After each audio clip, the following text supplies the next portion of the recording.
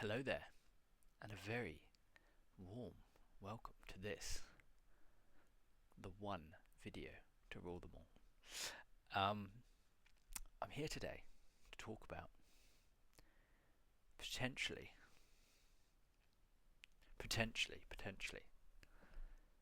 my favourite film I've ever watched. At the very least, it's up in this top echelon of my pyramid of films that I saw last year. It's the first time I'd rewatched it for many years. I am, of course, talking about The Matrix, the original one, from 1999, starring Keanu Reeves. Um, let's dive into the numbers first, and then we'll go from there. Letterboxd rating 4.2. Not bad. Rotten Tomatoes critics score 83%. Audience score 85%. I'm going to come out and just say it, guys, we've got to pump those numbers up. That's a little bit below where we need it. IMDb 8.7. That's getting there. That's a lot better. I'm happy with that IMDb score. This film. Okay. Released in 1999. I have a bit of a weird, odd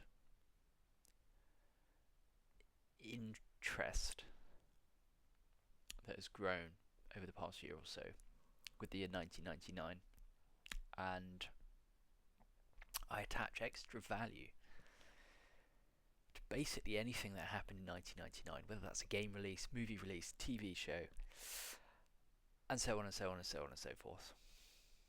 This film gets extra points for being released in 1999. This film gets extra points for being science fiction. This film gets extra points for just being really damn cool, to be quite honest with you. Science fiction action film. The cast. Keanu Reeves as Neo. Lawrence Fishburne as Morpheus. Do you take the red pill or the blue pill? Hugo Weaving as Agent Smith. Gloria Foster as the Oracle. Joe Pantoliano as Cypher. Marcus Chong as Tank.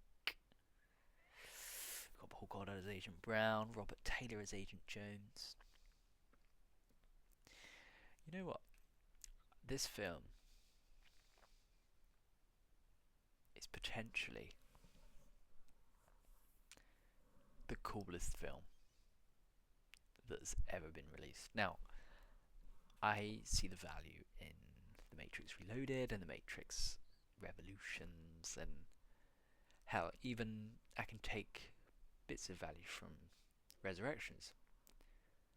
But this original Matrix and the feeling it invokes in me, and the journey I went on after watching this film, with the soundscapes, getting into looking up the Matrix soundscape, finding 1 hour soundscapes, 10-hour soundscapes that were helping me through the spring last year as well, when I was trying to grind away applying for jobs and just needed to really focus.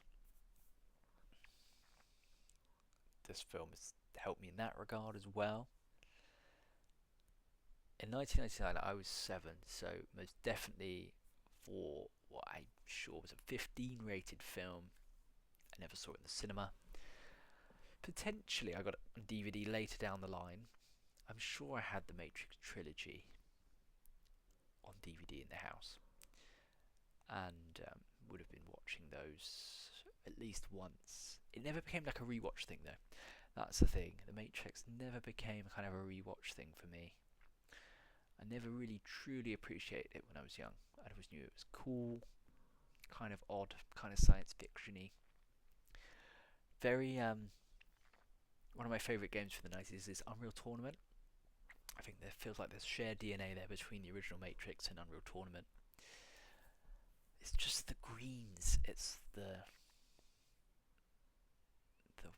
mystery, the rain, the phone box calls, the kung fu, the fighting, the action scenes, the sort of the jacket, the costumes. It's hard to really put my finger on this, the power of this film. It's really as much of a feeling, similar to Blade Runner, maybe, in terms of it's hard to describe how much I appreciate the way this movie makes me feel. Other than saying, I think you kind of just got to watch it and listen to it and soak it up. Now we can speak to the second half of the film and some of the more science fiction-y directions this film takes by the end, and where we go with the trilogy and the quadrilogy and the franchise at large. But that green hue, green on black, that then tied into that whole early Xbox era as well, the green on black, I really connect with that. I really connect with green on black as a colour scheme, as a contrast.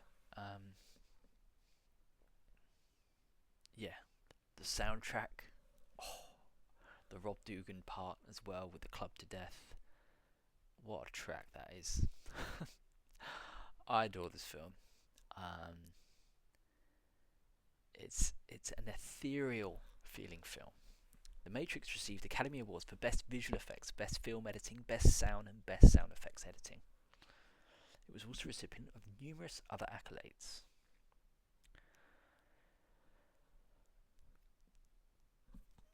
The Wachowskis were awarded Best Director and Best Science Fiction Film at the 26th Saturn Awards.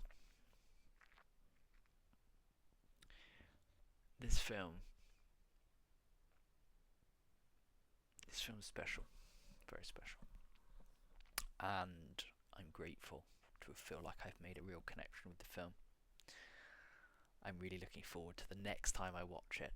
When I watched it in 25, it was the first time I'd watched it for many, many years, potentially since I was a teenager. So I'm looking forward to now the potential next time I watch it, and hopefully be able to kind of lock in from early on and really soak up that first half of the film again. Because I'm all about what this movie has to offer. As a side tangent, I've never watched The Animatrix, so that's on my list. Maybe I'll get to that this year. I don't have much more to say really. It's hard to say. It's hard to speak about this film. I'm grateful that it exists.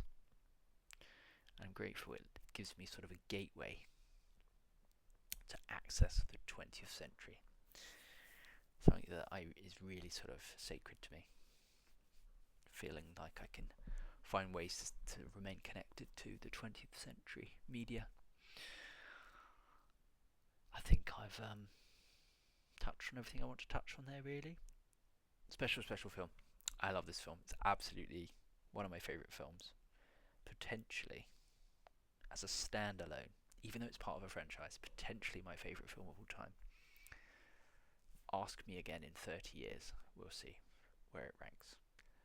Until then, until the next instalment, thank you for listening, watching, second screening, and I hope to catch you in a future instalment. Until then, farewell.